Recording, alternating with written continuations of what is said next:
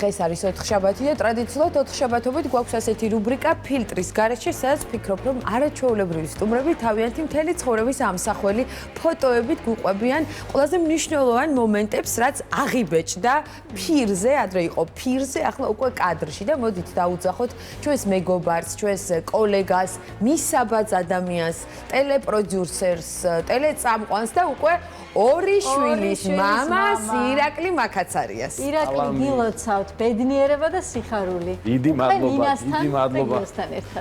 ბედნიერი მამობა და ბედნიერი სტუმრობა. ჩვენ ძალიან გვიხარია ყოველთვის ჩვენთან რომ მოდიხარ სტუმრად და დღეს კიდევ უფრო ახალ ამპლუაში რომ მოხვედი. კიდევ მეტად სასიხარულო როგორია, რა გქნება, როდესაც ხარ უკვე ორი შვილის მამა. საოცარი არის შეგრძნება არის, რა საკვირველი არის, უპირველეს ყოვლისა.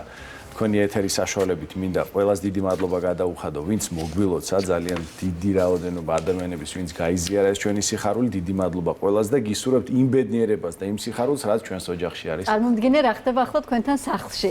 ეს პატარა ახალშობილი გიო უკვე რომელიც ალბათ ცოტა შფოთავს. საცობებია ოთახებში ეს ხალხის გადაადგილება. გიომ ძალიან კარგად მიიღო, სხვათა შორის დაიკო, მოეფერა, აკოცა და ნუ რა ვიცი, იმედი მაქვს ასე გააგრძელებენ. დაიწყებენ ჭუბს ხო? და სანამ გადავალთ ჩვენი რუბრიკის მთავარ თემებზე, მინდა კიდევ ასეთი რამ მკითხო, რომ სულ ამბობენ, რომ აი მამისთვის გოგო რაღაცა განსხვავებულია. მიუხედავად იმისა, რომ სულ რამდენიმე დღის არის და ჯერ არ გაქვთ ალბათ ისეთი ახლო კონტაქტი და ურთიერთობა, როგორიც შემდეგ ექნებათ.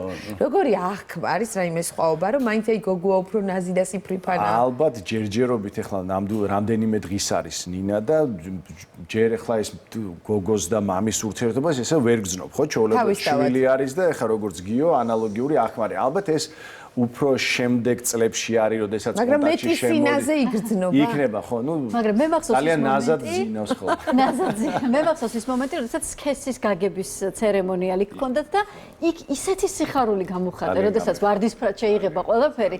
ანუ გინდოდა რომ გოგო ყოფილი. პირველი ბიჭი ყავს მამიკა. ესმის, მაგრამ აი რაღაცა განსაკუთრებულად გამოხატა ეს სიხარული. ჩემთვის ნამდვილად არ ჩემთვის ასლიზასთვის არანაირი მნიშვნელობა არ ქონდა არც პირველზე და არც მეორეზე ვინ იქნებოდა, ორივეზე იქნებოდა ანალოგიური სიხარული, თუმცა რადგან გიო იყო უკვე ყავდა, რა თქმა უნდა, გოგო რაღაც კიდევ უფრო შემოსებელი იქნებოდა ამ ესე ვთქვათ, სიტკბოსი და ამ სილამაზიდან, რა თქმა უნდა, ძალიან გამეხარდა. ლიზა მოვიკითხოთ შორიდან ახლა. ლიზას მოვიკითხავ უდიდესი სიყვარულით და არის ჩემთვის არის გმირი დედა, აი მართლა მიუხედავად იმისა, რომ ჩვენ ცოტა ხნის წინ მქონდა გადაცემა მრავალშვილიან დედებზე და იქ ისეთი რაოდენობა იყო შვილების 10, 12, 13 ნამდვილი გმირი დედები, მაგრამ ჩემთვის ჩემი ლიზა არის გმირი. ჩვენი ლიზა არის საუკეთესო და ლიზა გვიყვარხარ და მოგიკითხავს ნამდვილად.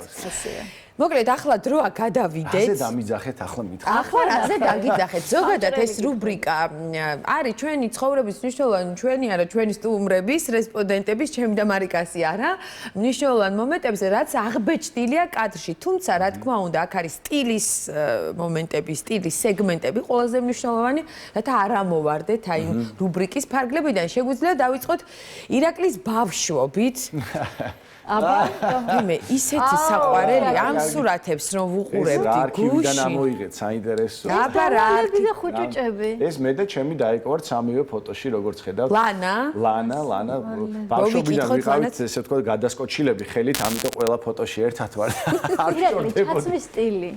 აი პირველ ფოტოში დააკვირდით ირაკლის ჩაცმის სტილს და შემდეგ რო გვექნება ფოტოები, ვფიქრობ რომ აი ეს რაღაცა ეგრეთ წოდებული ეს რაღაცა კლეჩატი კუბოკრული ჯდომას არ დავაკვირდეთ? ფეხსაცმელი.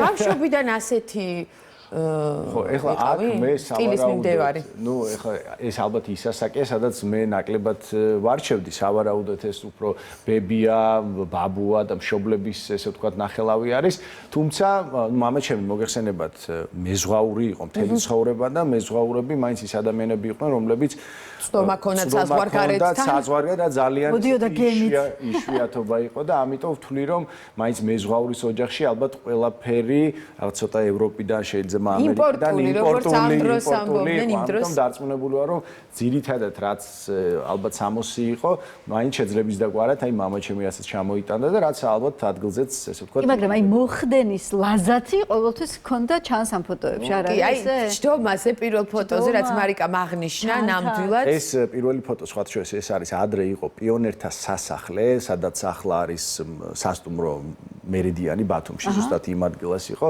ჩვენი სახლის მიმდებარე ტერიტორია არის და ფაქტობრივად იქ გავიზარდეთ, იყო კინოთეატრი, სადაც ინდური ფილმების ძალიან დიდი რიგი იდგა ხოლმე ინდურ ფილმებზე და ასევე იყო ასე ვთქვათ ცეკვის თუ არ ვცდები რაღაც წრე იყო, სადაც ჩემი და დადიოდა და ალბათ ერთ-ერთი მომენტია, სადაც მივაკითხეთ და მოკლედ აი ვიხელთეთ მომენტი და ესეთ ფოტოც გადავიღეთ. არაჩვეულებრივად გამოიყურები და მეორე ფოტოში ლანას ჩანთაზე მინდა გამომაყო ყურადღება. ეს მაშინაც გუჩი იყო. კი, ოტკუწურია, აშკარად იმპორტულია, ეტყობა, იმიტომ რაღაცა იმ პატარა ფანჯარა აქვს, სადაც თითქოს რაღაცა სათამაშო ზის თუ თოჯინა. კი ბატონო, და აქ უკვე ალბათ ნუ ჩემი და სკოლის ფორმა აცვია და აქ ცოტა გაიზარდა. შესაბამისად ალბათ პირველი კლასი ვარ, ალბათ ეს არის. როგორი ქოჩორი? ნახოთ ახლა ფოტოები უკვე დიდი წარმოსადეგი ირაკლის ისეთის როგორცაც იცნობს უკვე ჩვენი მაყურებელი და იცი რა შევარჩიე რაღაცა ესე სეგმენტურად ფოტოები ძალიან გიყვარს პიჯაკები და კლასიკური სტილი ახლა ბიზნეს casual როგორც ამბობენ ისი არის ჩაცმული როდესაც ეს პიჯაკი და ჯინსის შარვალი აცვია მაგრამ ხშირად ხარ აი დავბრუნდეთ თუ შეიძლება პირველზე ხშირად ხარ აი პირველ აი ესეთ კლასიკურ კლასიკა მიყვარს ზოგადად ეს ორეულები ძალიან მომწონს მამაკაცს არის რაიმე ინსპირაცია თუ ეს შენი პირადია აი თუნდაც პატარა რომ იყავი იცი აი მე ერთხელ მაქვს ნათქვამი თუ არ ვწდები ისევ თქვენს გადაცემაში იყო აი თქვა ჩაცმის მიმართულებით ვისთვლი რომ არის ძალიან გემოვნებიანი ну დეივიდ ბექემი გამოვყავი და იმიტომ რომ როდესაც პატარა ვიყავი უკვე იმ პერიოდში უკვე ასე ვთქვათ ცნობილი ფეხბურთელი იყო და ყოველთვის რაღაცა გამორჩეული სტილი ჰქონდა და ნამდვილად ხა ინსპირაციას ახლა არ ვიცი რამდენად მაგრამ ეს სტილი მოკლედ მომწონდა და ბავშვობიდან შთაგონება იყო ერთგვარი წამოვიზარდე და ესე ვთქვათ მოვირგე პიჯაკები ესე ცოტა უფრო კლასიკური სამოსი მეც რაღაცა მომეწონა და თვლი რომ ზოგადად მამაკაც უხდება აი თუ ავიღებთ ვთქვათ აი 60-იანები 70-იანები იმ პერიოდში საერთოდ როდესაც უფრო კლასიკური ჩაცმულობა იყო აი ალესილი კეპები ხო აი ყველას მეგონი სერია და აი ყველას განსაკუთრებით ხიბლავს ის რომ აი როგორ გამოიყურებოდნენ მაშინ ესე ვთქვათ მამაკაცები ამ ფოტოებიდან რაიმე განსრამეს თუ არ ხარ აღნიშნავ ეს პირველი არის ოდესის კინოფესტივალი, სადაც ყოველწლიურად ვესწრებოდნენ წითელ ხალიჩაზე dress code არის black tie. და დანარჩენი ფოტოები ეს უკრაინაში ტელე გადაცემა ქონდა ალბათ შეიძლება იქაური ცეკვავანი ვარსკვლავები და იმის გადაღება იყო, უკვე ჩვენი ცეკვავანი ვარსკვლავები და მოკლედ ეს ორბორტიანს რასაც ეძახიან ეს ორბორტიანი სტილი ვფიქრობ რომ დაბრუნდა. დიახ, ესაც წარმოიდგინები სტილს გულისხმობ. აღნიშნა ჩემი პიჯაკის ყარა. ძალიან ლამაზად გამოიყურებით კიდევ ერთხელ რა თქმა უნდა. ეს ორბორტიანი ვფიქრობ რომ რეტრო სტილი ნელ-ნელა ბრუნდება. აი თუ დააკვირდებით შარვლები ცოტა უკვე განიერი შარვლები ბრუნდება. აი არმანის ჩვენება ქონდა. ჩვენ რაც წარმოგვიდგინეს ზუსტად წინა კვირას თუ არ ვწდები მამაკაცის კოლექცია 2025 წლის ტრენდები და სწორედ ასეთი იყო. ახლა შეგვიძლია დაუბრუნდეთ წეღარაც გვაჩვენეთ აი ზუსტად რაღაცა business casual street style კალანდია რო იყოს ახლა შენიშნებს მეტყოდა აი ქუჩის მოდა. თან კლასიკური თან თითქოს საყოველდღიურო ჯინსის შარვალი და პიჯაკი დამიქსული ესე ვთქვათ. აი მაგალითად პირველი ფოტო არის გადაღებული ფლორენციაში, სადაც მე და ნოე ვიყავით წასულები. ყოველთვის მაინტერესებდა, მან ყოველწლიურად ტარდება პიტი, ესე ვთქვათ, კაცების მოდის ერთ-ერთი მთავარი, ესე ვთქვათ, ღონისძიება არის და ნუ იტალიელები ჩემი აზრით ქალებისაც არის პიტი, ხალის ფარგლებიც არის. აი მამაკაცებზე არის რატომღაც აქცენტი გაკეთებული და ვთვლი რომ თუ ავიღებთ ნაციას, ალბათ იტალიელები ჩემთვის მაინც ახლა პირველ ადგილზე არიან თავისი ჩაცმის სტილიდან გამომდინარე და ყოველთვის მაინტერესებდა და მოკლედ აი გადავწყვიტეთ იქ წავსულიყავით და ნამდვილად არ ვინანეთ, იმიტომ რომ ძალიან ბევრი სამოსი რაც მე ახლა მაქვს, პირობითად იყო იქ მილანში შეძენილი და ნუ მოკლედ ძალიან ხიბლავდა ეს ყველაფერი. გიყვარს აი ბეჟი და კრემის ფერების გრადაციები, ჩოხა გეცვა ზუსტად ასეთი ფერის ახლა ბოლო ცეკვავანი ვარსკვლავების ეპიზოდში პერიოდშია ძალიან გიხდებოდა ირაკლი, აქაც ვიტყვი.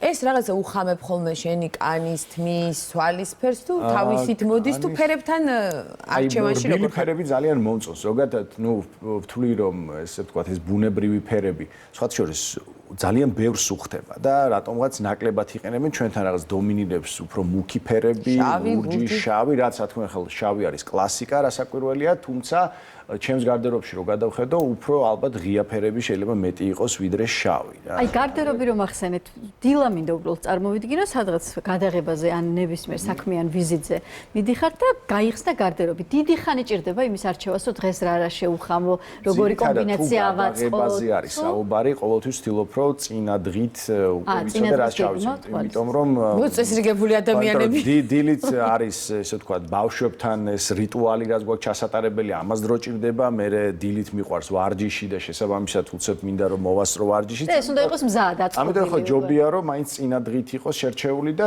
თემიდან გამომდინარეც ახლა რა თემატიკის გადაღებაც არის, უკვე იმას უხამებ, ვთქვათ, კლასიკა იქნება. და საერთოდ ჯამში დიდ დროს ანდომებთ ამ შეხამებას, აწყობას, ფეხსაცმელის ათვალ.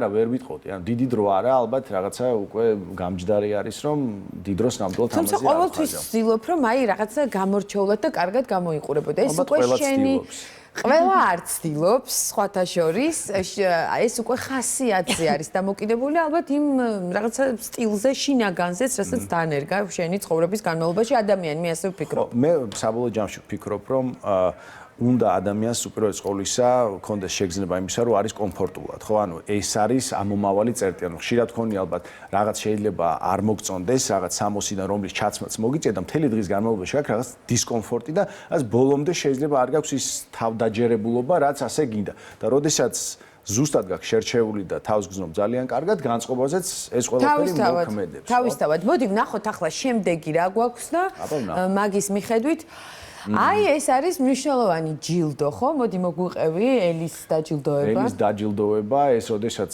ცხოვრობდი უკრაინაში, ყოველწლიურად ელი წარადგენდა უკრაინის, ესე ვთქვათ, უკრაინაში მცხოვრები მამაკაცების ტოპ 10-ს, ესე ვთქვათ, ვისაც რაღაც გამორჩეული სტილი ქონდა და არ ვიცი რა. სტილის სიმბოლოს ჯილდოა, მოკლედ, არც მეტი არც მაგარი. 3 წლის განმავლობაში ვიყავი წარდგენილი და რაღაც დიდი რაოდენობა ადამიანებისა იღებდნენ მონაწილეობას ხმის მიცემის პროცესში და აი 2019 წელს რაღაც დამაჯილდოვეს. ჩემთვის ცოტა მოულოდნელად, მაგრამ სასიამოვნო სიურპრიზი იყო, როდესაც უკრაინის ესე ვთქვათ, შოუ ბიზნესი, ტელევიზია, მომღერლები, ყველა სფეროდან სპორტსმენები აბსოლუტურად აერთიანებდა ყველა სფეროს და ელ ზოგადად არის ასოცირებული, რა თქმა უნდა, მოდასთან. სოფლიოში ერთ-ერთი წამყვანი ჟურნალია. საკმაოდ, ხო, ისეთი სასიამოვნო ბონუსი იყო ეს ჯილდოც ჩემთვის. ერთი შეკითხვა მაქვს, თუ შეიძლება დავსვამ ამ შეკითხვას. სტილის სიმბოლო რო დავიწყეთ, ჯერ იყო ღრმა ბავშვობა და პირდაპირ გადავხვდით უკვე ისეთ ირაკლიზე, რომელიც უკვე სტილის სიმბოლოა ჩამოყალიბებული თავისი როგორც გოჩა იყო და პერსონალით, ხო? შუა პერიოდი, რაც პრინციპში ერთი თაობის ხალხი ვართ და ერთნაირად გამოვიარეთ 90-იანი, სადაც მართლა თითო ქურთუკი და თითო შარვალი გქონდათ. იქაც ახერხებდი. ფოტოები არ აქვს იმ პერიოდი. აი, მაინც თინეიჯერობა როგორ იყო საერთოდ მნიშვნელოვანი ჩაცმა თუ მართლა უბრალოდ რაღაც თავის დამკვიდრებაზე იყო საქმე, ან იმაზე რომ ვინც განათლებისკენ მიდიოდა იმას აუცილებლად დასცინოდნენ და დაჩაგრული იყო უბანში. აი, ეს წლები როგორ გამოვიარეთ და რანაირი ტიპის ირაკლი იყავით მაშინ? ნუ ამ წლებში ვფიქრობ, რომ უფრო თავიდან ბოლომდე იყო დამოკიდებული იმაზე, რაც ქონდა ოჯახს საშუალება რომ სამოსი ქონოდა, იმიტომ რომ არ იყო არც რაღაცა ბრენდული მაღაზიები იმ შემთხვევაში, რაღაც დიდი არჩევანი არ იყო და ნაკლებად ხალხი გადიოდა საზღვარგარეთ, მიუხედავად იმისა, რომ სკოლის პერიოდში რაღაც 3-3 თვე, 4-4 თვე გვიწევდა ოჯახთან ერთად, თქვა, შვეიცარიაში ან ინგლისში ცხოვრება, რადგან მამა ჩემი მუშაობდა მაშინ იქ რამდენიმე წლის განმავლობაში და აი ეს იყო რაღაც ის პერიოდი, როდესაც აი შეხება ქონდა იმასთან, რაც საქართველოში იმ პერიოდში არ იყიდებოდა და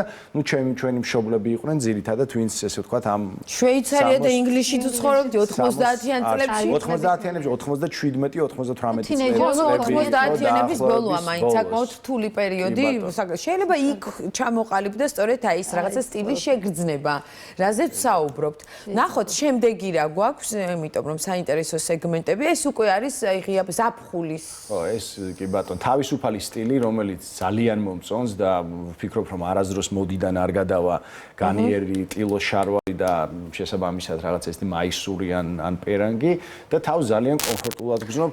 ძირითადად თუ ადრე თქვათ უფრო სტილობდი რომ შეიძლება შემერჩია და რაღაცა ესეთი პიჯაკი ან რაღაცა განსაკუთრებული ყოფილიყო, ახლა რაღაც ბოლო რამდენიმე წლის განმავლობაში აი თეთრი მაისური, უბრალოდ შავი შორტი ან რაღაცა ნებისმიერ. როცა გიხდება რა პრობლემაა? ძალიან კომფორტულად გრძნობ თავს და არ ირაკლი, აი ამ ფოტოებზე რაღაცა იქ გოლფის მოედანზე ხარ პირველ ფოტოზე, თითქოს რაღაცა სანაპიროზე ხარ, მაგრამ იქვე არის რაღაცა წყლის სპორტის დანადგარები, კატერიც, ნავიც. კი ბატონო.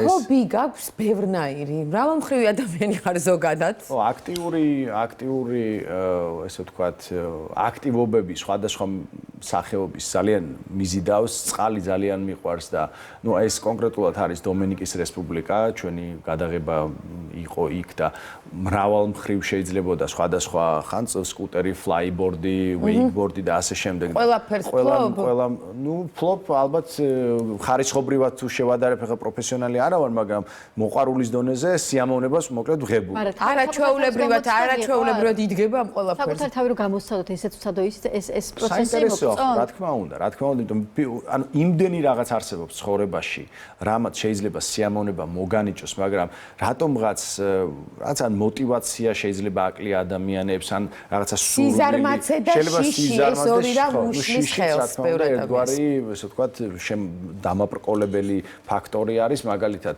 მიუხედავად იმისა, რომ ძალიან მეშინია სიმაღლის, პარაპლანით ესპანეთში გადმოვხდით, დაახლოებით კილომეტრ ნახევ სიმაღლეზე ვიყავით და ნუ მეორეში აღარ ვიზავდი ამას, მაგრამ რა თქმა უნდა ძალიან საინტერესო ცხოვრება უნდა. ალბათ ცოტა ალბათ ნუ შედარებითია, მაგრამ აი ახლა რომ მითხრა, ახლა სიამოვნებით აღარ გადმოხვდები. გასაგებია. ნახოთ აბა შემდეგი კიდევ სტილის ცვლილებებზე გვაქვს ხოლმე აქცენტები და რამდენი წლის ხარ? ეს არის არ არის ძალიან ძველი. კოვიდი როდის იყო? 2020. ეს არის კოვიდის პერიოდი და ალბათ ჩემი ვარცხნობით მიხვდებით რომ დაგხურული იყო ყველა სალონი და მე მეგონა რომ პირიქით ასე შეარჩია ასეთი ვარცხნილობა. არა, ეს იყო კოვიდის დროს, როდესაც ჩავიკეტეთ და რეალურად არ ქონდა საშუალება რომ ესე ვთქვათ გავსულიყავით და თავისთვის მიგვეხედა და რაღაცა ისე არ ვიცი, ხა მერეც როდესაც გამოვედით გარეთ, ეს უკვე პრაიმ შოუს გადაღება არის, შენი მშობლიური სვანეთის მთები არის, ალბათ მიცნობდი ამ ყველაფერს და რა თქმა უნდა ეს განსხვავებული სტილი იყო, რომელიც ასევე ვთვლი რომ ну რაღაც შეიძლება საინტერესოა, მოიხდინეთ ჩვენი მაგრამ აი უმეტესად ვინც არის ჩემს ირგვლივ, ყველა უბრალოდ რაღაც ყველას უფრო მოსწონს. ეს ირაკლი არ არის ხო? მოკლედ შეჭრილი თმამო. თუმცა მაინც ჩემთვის პრობლემა არ არის, ამასაც უპრობლემო. თუმცა მაინც გაქვს ხოლმე ნუ ერთგვარად განსხვავებული სტილი. აი ხა რაღაც პერიოდში საერთოდ წვერი არ ქონდა, ეხლა ოდნავ გაქვს. აი ამ ფოტოებში უფრო დიდი წვერი გაქვს და ვფიქრობ რომ ყველა სტილს ჩემი წვერის ესე ვთქვა დამშვიდობების ისტორია დაიწყო მაშინ, როდესაც ოჯახი შევქმენი, იმიტომ რომ ლიზას აქვს ალერგია კანზე, როდესაც პირობითად წვერით ვეხები და ბავშვთან, პატარა ბავშვთან უღიზიანდება და ნუ დავთმე ეს ჩემი მრავალი წლის რაღაც უნდა დათმოს ადამიანი. ესე ვთქვათ, წვერი. თუმცა მთელი ცხოვრების განმავლობაში, ნუ რაც ესე ვთქვათ, უკვე წვერი ამომივიდა, ძირითადად სულ ესეთი წვერით დავდიოდი რა. სპორტზეც უნდა ვისაუბროთ აუცილებლად. აი, ეხლა ფოტოები, იმიტომ რომ შენი ცხოვრების თამდევი, აი, ბოლო ფოტოში ნახე რა ფაქტობრივად პროფესიონალი ფიტნეს ცოტა მიკლია ხო? ბილ რაღაცა ბოდიბილდერი ვითხარ. ეს არის სპორტი, რა თქმა უნდა, განუყოფელი ნაწილია და სხვათა შორის, როდესაც მივდივარ სადმე, პირველი თუ სადმე შეიძლება შევიდე, არის სპორტული მაღაზია, იმიტომ რომ სპორტული ფეხსაცმელი, შორტის ქვევით ჩასაცმელი, მაისურები, აი შემიძლია n რაოდენობით შევიძინო, აი ამაზე ნამდვილად ცოტა მიჭის თავის შეკავება, იმიტომ რომ სპორტული სტილი ჩემთვის არის ერთ-ერთი ყველაზე საყვარელი სტილი და რაღაცა ვარჯიშის დროსაც რაღაც იმას გაძლევს. ზოგადად აი სულ რომ ფორმაში ხარ, სულ რომ კარგად გამოიყურები, მე აღნიშნავ იმას, რომ არასოდეს არ იკეთებს გრიმს, აი ცოტა ეგრეთ წოდებულ კუდრსაც კი არ იყრის სახეზე. და რაღაცნაირად თითქოს სულ ერთნაირად არის რაღაც ასაკში 30 წლამდე, ასე ვიტყოდი, სპორტის დამსახურება ეს ყველაფერი. ნუ ახლა ასე არის. მე ვფიქრობ, ჩემი დასკვნა რო გავაკეთო. პირველი არის გენეტიკა, რომელსაც ესე ვთქვათ, ვერ შევცვლით და რაც გაწერილი არის შენი გენეტიკური კოდით, აუცილებლად ეს გამოჩნდება. პირველი არის სწორი ძილი, რომელიც უმნიშვნელოვანესი და პირველი ორგანო, რაც ესე ვთქვათ, შეიგრძნობს უძილობას არის კანი და განსაკუთრებით სახის კანი. ქეთიასათიანს უჯერებთ, დავიძინოთ დღეს, გავიღვიძოთ ხვალ. საბატონ ქეთის მოდით ახლა მე ცოდვა გამხელილის ჯობსო და აბსოლუტურად ყველას აი მრავალშვილიანი დედები ახსენა თვითონ ყველას ეკითხება ხოლმე, როდესაც იგებს. პირველი კითხვა ეგ არის, რამდენი. ხამე როგორ გძინავთ? რამდენი გძინავთ? ეს იგი ძილი მნიშვნელოვანია. მისი გასაჭირი ბოლო პერიოდის ვერ მალავს. ნამდვილად ასე არის. და ვარჯიში. სწორი კვება და ვარჯიში. ანუ კვებას რა პროდუქტს ვიღებთ, რა შედის ჩვენს ორგანიზმში, პირდაპირ აისახება უკვე. იცავ რაიმე კონკრეტულ, თქვათ რაღაცას არ ჭამ, არამე საათებს. ნუ ხორცს არ ჭამ, უკვე თითქმის 5 წელია ხორცს საერთოდ არ ჭამ, თევზზე ვარ გადასული და ბოსტნეულზე და მცენარეულ საკვებზე, რაც ჩემთვის პირადად ჩემი ორგანიზმისთვის მისაღები არის, იმიტომ რომ ამის კვლევებით ჩავიტარე და ჩემზე კარგად მოქმედებს, ეს იმას არ ნიშნავს, რომ ხორცი არ უნდა ჭამოთ, იმიტომ რომ ძალიან ინდივიდუალური არის, მაგრამ ჩემთვის მე ვთვლი, რომ ესეც ხელს უწყობს და რასაკვირველია, ცივი წყალი, ძალიან ცივი წყალი, რომელიც როგორც ორგანიზმს უხდება, ასევე სახისგან, ახლა თქვენ ჩემზე კარგად იცით ალბათ, რომ რუტინაც არის ყოველდღიური ტყინულიან წყალში, სადღაც 20 წამი რომ სახე, ესე ვთქვათ, ჩავალბოთ, კანს ძალიან უხდება.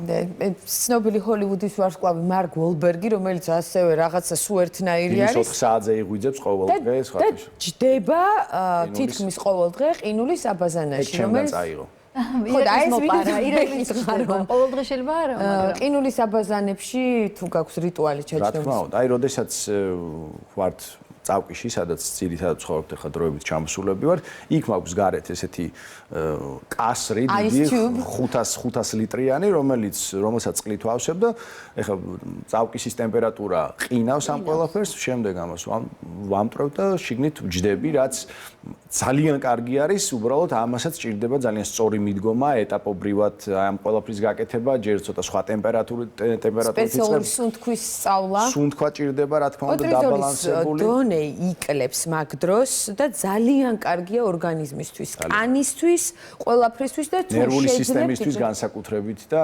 გონების გასაწმენდად არის იდეალური. ნახოთ კიდე ფოტოები თუ შეიძლება და აი ეს ფოტო მინდოდა რომ გამოსულიყო დასაგვირგვინებლად ჩვენი დღევანდელი ამბის. შეამჩნევდით რომ იქ სადაც ლიზასთან ვარ, ყველგან გაღიმებული სახე მაქვს. ყველგან ბედნიერი.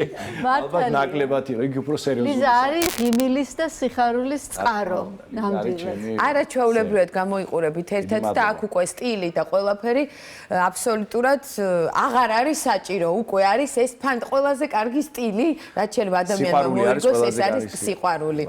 ძალიან დიდი მადლობა ირაკლი, იმედი მაქვს რომ ჩვენმა მაყურებელმა ძალიან ისიამოვნა, რაღაცა პოზიტივით და ენერგიით დავმუხტეთ და დაგემშვიდობებით. დავრჩებით თქვენთან. იღავით ჩვენთან არ არის. ჩვენ დღეს ორნი ვართ და შვენივრად მოგვხდები მესამე თანაწამყვანად. ფასისტურები გველოდებიან სულ მალე